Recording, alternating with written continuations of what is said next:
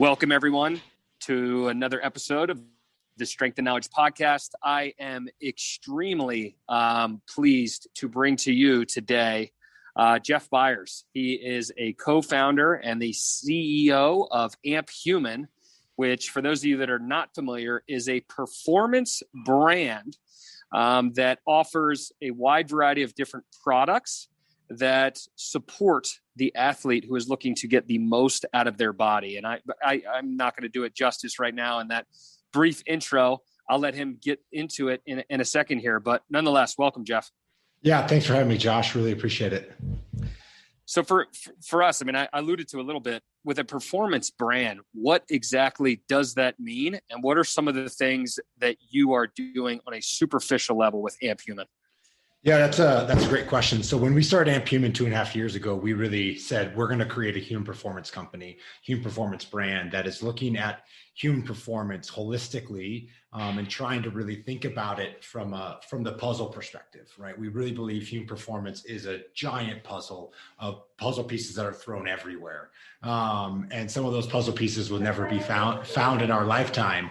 But we believe that we have the opportunity to put together a chunk of those puzzles and really deliver meaningful solutions to our core consumer, like you mentioned, that athlete who trains with a purpose or continuing seeks to level up. And so one of the things we did really early on was focus on bringing a really innovative product to market and winning at the forefront of human performance, right? And so what it means to be a human performance brand is to bring relevant solutions, both really IP-driven, revolutionary, but also just how do you wrap the right knowledge around some of these basic human performance products and solutions to the consumer to make it easier for them to understand, of like hydration, fueling, buffering, recovery, etc.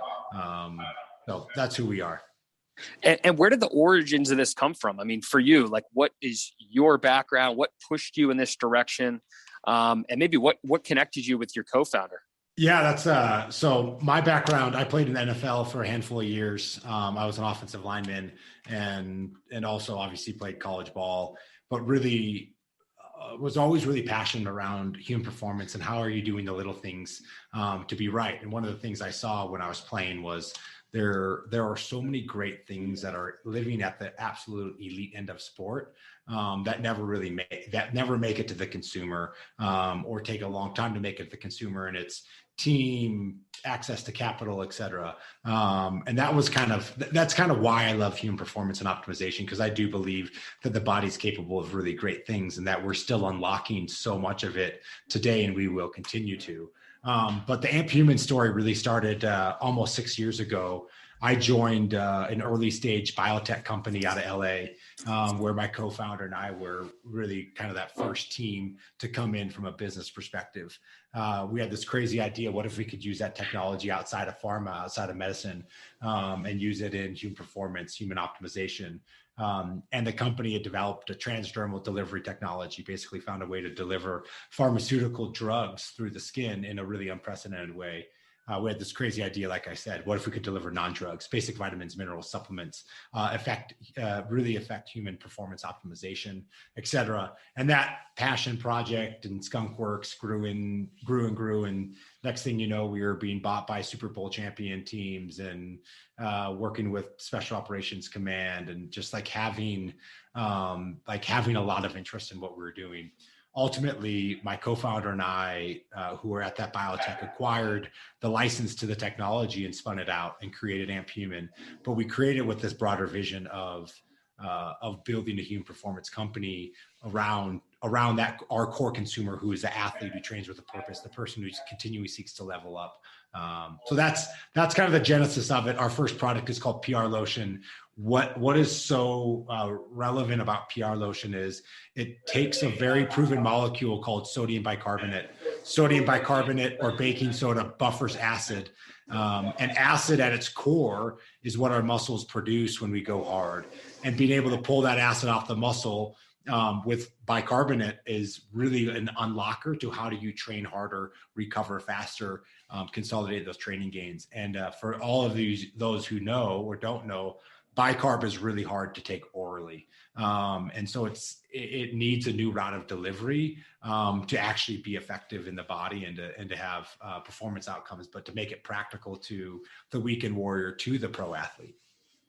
Yeah, I mean, I think like as you mentioned, through the skin is a much easier mode of application. You have a lot of people that are obviously kind of averse to taking pills, to be quite honest. So, I mean, you're already getting past a potential barrier there. When I think of other barriers, at least when it comes to, supplement companies or companies that are providing something deemed to be outside of the FDA or outside of the pharmaceutical world, what are some problems or challenges that you've run into to legitimize the product that you're putting out in front of people? How do people feel comfortable about what you're communicating to them is actually in the product in which they're purchasing? Yeah, that's a really great question, Josh. And for us, right, I always caveat on, like, we are in this very upper echelon. We're super early. We have great data. So we've got a handful of clinical trials that have been done, and we're still learning a ton about it,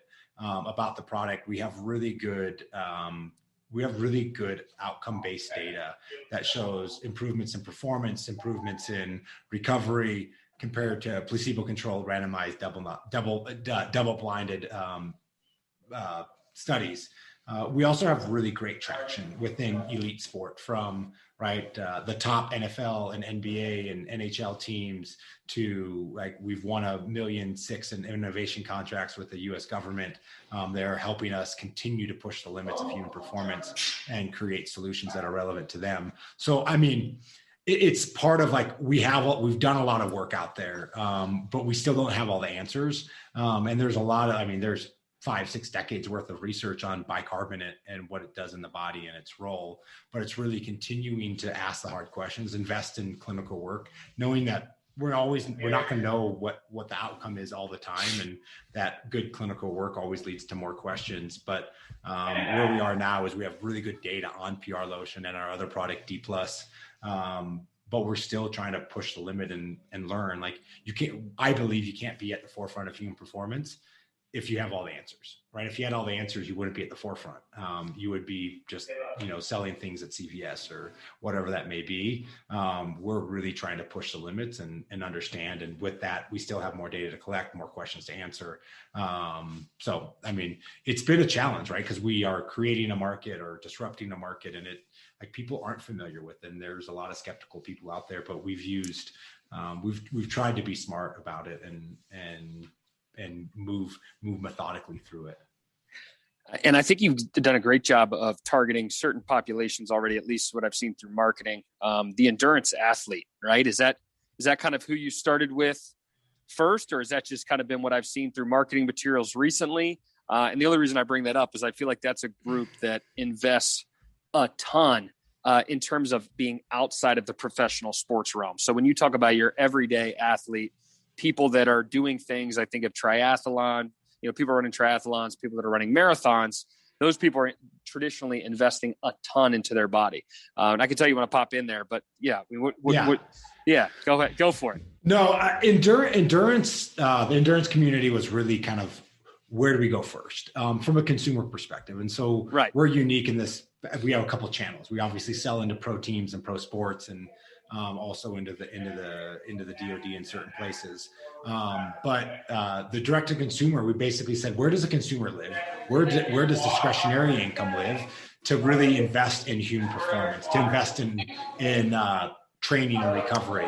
And what we decided not to do is not to go reach down into the high school world and say, okay, these are athletes in the high school level. We said, where are the people with discretionary income that buy performance-related tools, supplements, nutrition, et cetera? And endurance athletes are really that. But how we landed in we started in cycling was they've been taking oral bicarb at the pro level for quite some time, but they have massive GI distress around it. So they are really familiar with this practice called bicarb loading. And I'm thinking of just scoops of baking soda. Am I on the right track there? You're on the right track. But okay. When you think about what you did in 4th grade elementary school, when you made a volcano out of paper mache and you put vinegar and baking soda, it explodes. Your stomach is essentially vinegar. It's acidic. And anyway, so bad things happen if you get the dosing wrong or timing wrong, et cetera.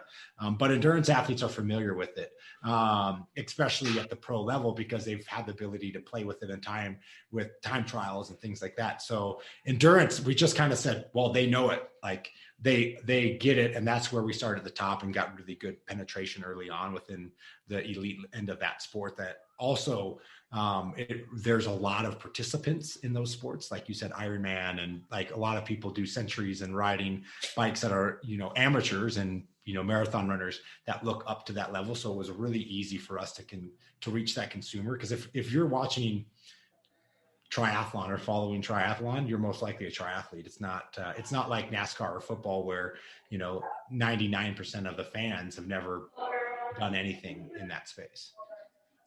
No, I mean, it definitely makes sense. We work with endurance athletes regularly, and the amount of dollars that they put into some things that you kind of maybe turn your eye at, where you're like, man, I can't believe you're spending money on that. But this is definitely something, as you mentioned, a lot of people are already experimenting with. You give them a topical solution, don't have to run into some of the same problems that they're running into.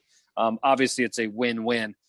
Knowing you also are in the professional space with regards to presenting this product to teams, most likely higher ups in some of those professional teams, what was the entry there, and what are some things that you're communicating to athletes on the other end of the spectrum? I mean, these are not your endurance athletes, so to speak, but they're more functioning off the anaerobic system as opposed to the aerobic. Yeah, with PR lotion specifically, that's a really good question. And so some of the, we're transporting sodium bicarbonate through the skin, and bicarb obviously buffers acid. Acid is produced, whether you're aerobic or aerobic, it just, is it the limiting factor or not? And so, in hockey, for example, they are a threshold based sport, where, you go lactic, you go threshold 30, 40 times, whatever it is. And that buffering ability is super, super important for those athletes in that, 45-minute effort that they have from that perspective. And so the communication really with those groups have been around, here's our data, here's what we know, here's what we don't know. Here's the other data that we're trying to go collect and analyze around sodium bicarbonate and transporting it specifically through the skin and how it affects the football player from both a performance and a recovery perspective. But the conversations after our teams have used the product for some time, their athletes, their output to us is, I don't feel that I fatigue as fast as I normally fatigue. And I stay at or near my best for longer, over long periods of time, which I think is really, really relevant. Because it's, in pro sports and elite sports, it's not about who's the best on any given day. It's who can consistently be the best over long periods of time is who ultimately wins. Right. I've heard that before. It's who can consistently be themselves right. If you can consistently be yourself time and time again, you're going to be able to get to that point. And sorry, I didn't do a good job of clarifying, I guess, and you spun it in a way that did answer my question, but it was more related to the uneducated consumer. You have somebody who kind of looks at like, oh, cool, you've done this with triathletes and people that are doing marathons. Well, I have big, strong football players. Please help me out. But it sounded like your sales pitch was more focused on fatigue, literature, and it sounds like some of those conversations were relatively easy based on who you've been working with, right? And you want to share a little bit about the teams in which that have kind of jumped on? Yeah, we don't share our sales data from that perspective, but we have a great. Oh, I thought I'd be able to pull you in there. You're good. Gosh, On our website, we have a great review from the LA Rams and a great review from the St. Louis Blues from their human performance, high performance directors that wrote us white papers about their use, how they used it.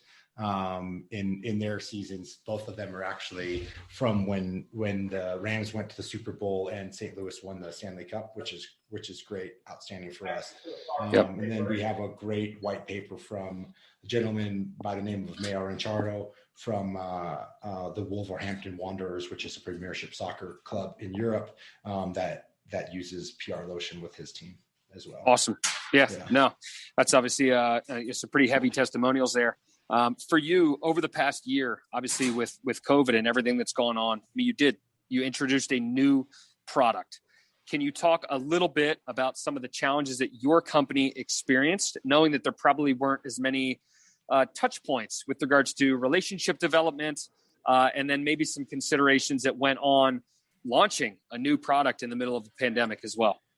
Yeah, the launch, we were working on a vitamin D solution since starting Amp Human, I call it 2.5 years ago. It stemmed from a conversation within the Department of Defense when they were talking about vitamin D deficiency and insufficiency within the force, and how they were looking for new relevant solutions or could use a new solution that was innovative to deliver vitamin D through it. So we'd been working on it for quite some time. We actually ended up acquiring D Plus lotion about 7 months ago now, 6 months ago. We brought it on market 2 months ago.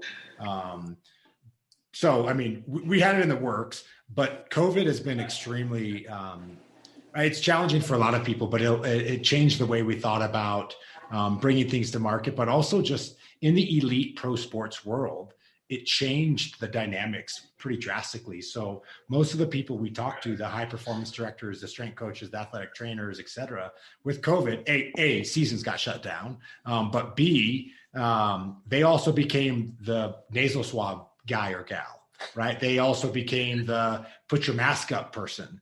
And so it really became one of these things as bandwidth became way harder.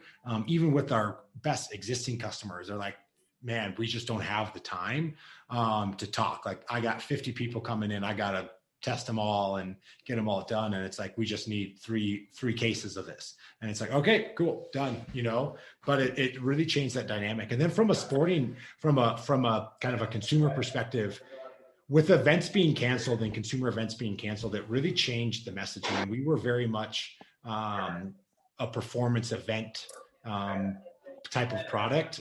We positioned ourselves as that early, probably incorrectly, rather than how do you train with this to make better training gains. And so we did see a slowdown on our consumer business just because people train differently. And when we talked to our base, it was, we're still training, but we're not training at the same level of intensity because I don't have any Ironmans or marathons or whatever that may be. No, I mean, it makes sense. I can't even imagine trying to build relationships, get in front of people, expecting there to be events. There's no events. And then obviously, I think you can probably agree, consumer confidence in meeting new people during this time period has been extremely challenging. You have people that kind of have their walls up, so to speak. You mentioned a little bit the word bandwidth. That's definitely some things that we've experienced, obviously on a different level, being more, delivering a service as opposed to delivering a product. But if we get back to, your D lotion, what are some things that people should have a better understanding of when it comes to vitamin D deficiency, and maybe some best practices, honestly, in terms of maybe just discovering that they do have a deficiency? Yeah, I would say, just looking at the pure numbers here in the US, roughly 35 to 40% of the population is vitamin D deficient, right? Clinically deficient. If you went and got your blood work drawn, you would be clinically deficient. And then another 35% is insufficient, which means you're not even up to the standards that have been set. And so of that, call it 70% of the population is low in vitamin D in this country, and not at sufficient levels where we all should be. Which was fascinating to me to learn that, because I would have never guessed that. Vitamin D is not a vitamin. It's much more acts like a hormone. There's receptors in almost every cell in our body for vitamin D. And the main way we get vitamin D is from UVB, which converts in our skin, which obviously creates vitamin D3 in the body that converts into 25-OH. And that's really the core behind vitamin D. The issue is how we've evolved is very different from how we live today. And even from that, like most of the population, essentially, if you live north of Santa Barbara on a latitude perspective, you should be supplementing vitamin D in the winter regardless, because you cannot get enough, because of the angle of the sun, you do not get the right exposure to UV during the winter months. So with that, me as an athlete, I thought vitamin D was all about bone health. Until I got schooled that it has to do with sleep, cognition, muscle recovery. And there is a long list of the functions that it's evolved in within the body, which is extremely long, like in the number of 200 bodily functions that it impacts or influences with there, and including immune health. So vitamin D as a whole, if you're like, regardless, if you use our product, you should go and buy a product. Right, buy a vitamin D pill. They're really right. They're easily accessible, et cetera. We just believe that we've come out with the easiest, most convenient way to do vitamin D, which is a gram of or a pea-sized amount of a gel-based lotion every day, whenever it's convenient in your routine, rather than taking another pill. But from my perspective, vitamin D deficiency and insufficiency is huge in this country and would have very large impacts to actually just start correcting that and educating around it. And honestly, I'm a big believer in it. I've been taking it for a couple years. I'm not going to tell anybody over the podcast how many IUs I'm taking on a regular basis, but it is something that's kind of regularly in my Rolodex. For people out there that wanted, honestly, just the certainty when it comes to actually manufacturing and some of the concerns surrounding quality, what are some ways that AMP Human is ensuring that everything is up to a certain standard, that there's not inconsistencies in the way that the product's getting out there? What are some things that you've had to go through to get to a point where you have hopefully, no issues with consistency? And then how are you communicating that to the consumer? Yeah, those are great questions. So all of our products we've done informed sport, informed choice, which from a elite athlete perspective is very, very important, which means they have no banned substances from a WADA perspective in it. So they're clean and safe for sport. Really, really important for us in that sense. And that is, to me, the most important thing. And then it's ultimately falling back on our clinical data and research that we have around the formulas, and saying, this is the formula that we have. We do assay all of our batches, et cetera. And we really work hard to have a very consistent supply chain through our manufacturers. But they're all of our manufacturing is done at GMP, FDA audited facilities, et cetera. So we are really proud of that. But the biggest thing for us is the informed sport, informed choice, which basically says this is safe for athletes to use and does not contain banned substances per WADA's list. Perfect. And then just to kind of, hammer down the home stretch here and turn the conversation to you. You were an offensive lineman at one point. I think it would be fair to say that there are typically some concerns about health and well-being after linemen are done playing football. What was that like for you? How's your transition been? Has that been relatively easy? What are some things that maybe went into your thought process there? I would love to just hear more about that transition in your life. Yeah, for me, I really struggled to be a large human being. I played at between 300 and 310.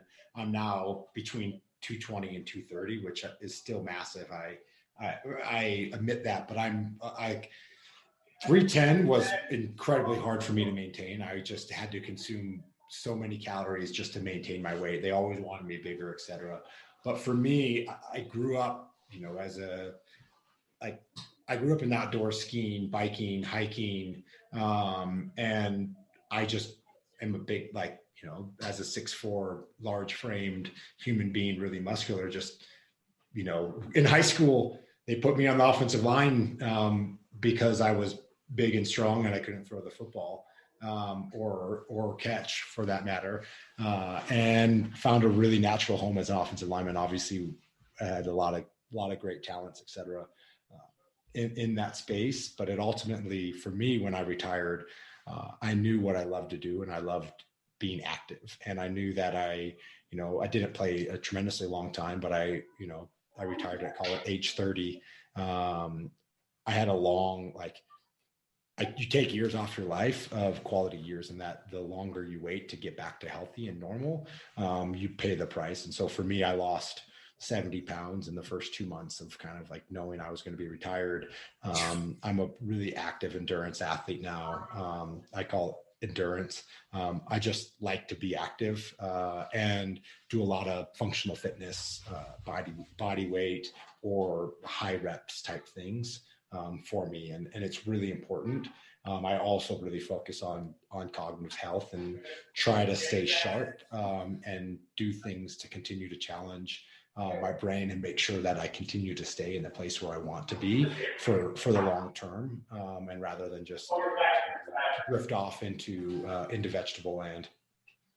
No, it's awesome. I mean, I think it sounds like your story was things were a little bit easier for you. Admittedly, I've heard some challenging stories.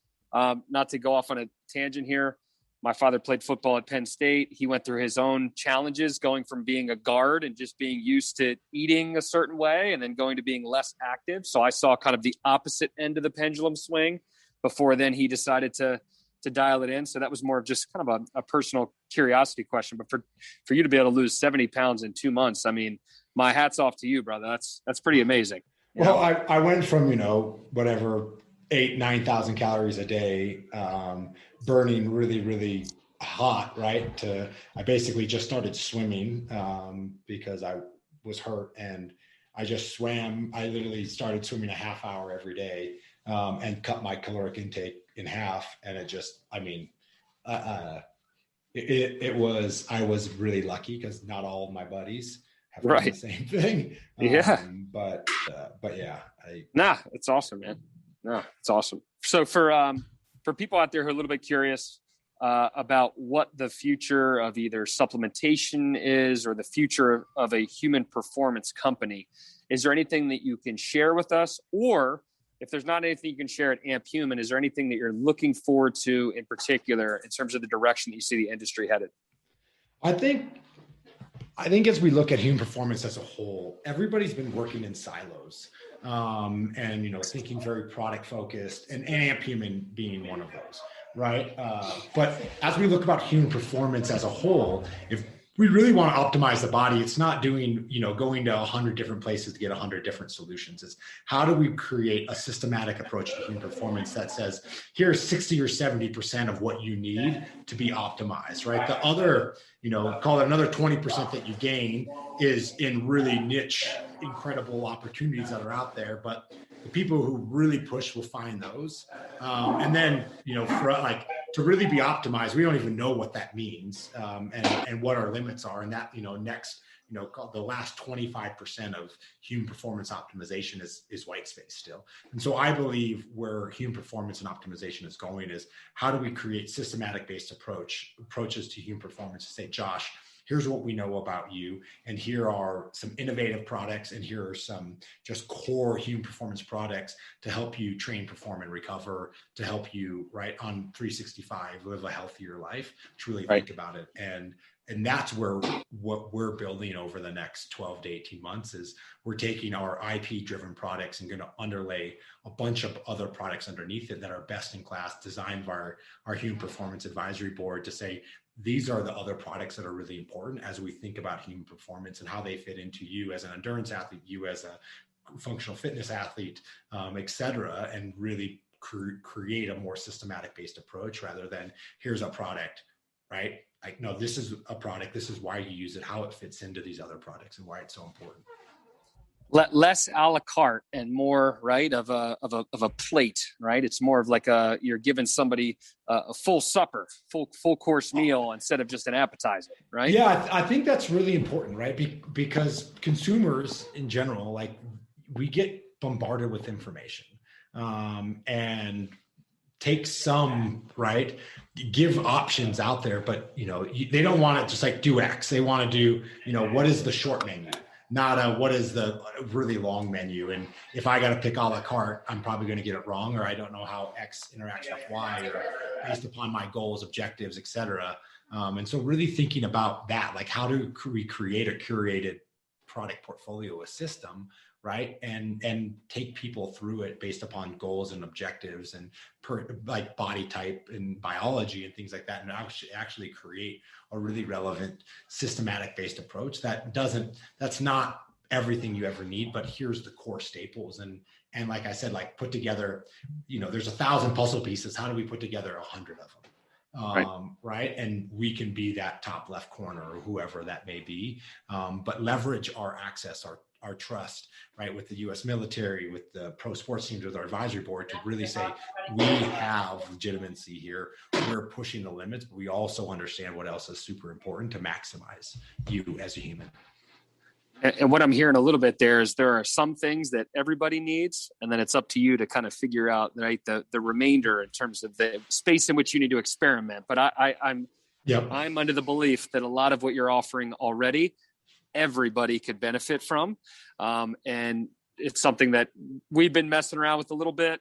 I know I've been working with one of your members of your team, Ford, in terms of getting the PR lotion and getting the D lotion in front of certain people that are in our circle, and just terms of just letting them take it through the ringer a little bit. What do you think? Yeah, exactly. But Jeff, I really appreciate your time today. If you don't mind, just sharing a little bit about where people can connect with Amp Human and potentially yourself as well. Yeah, we are at amphuman.com, which is a website. We have all the social media channels at Amp Human as well.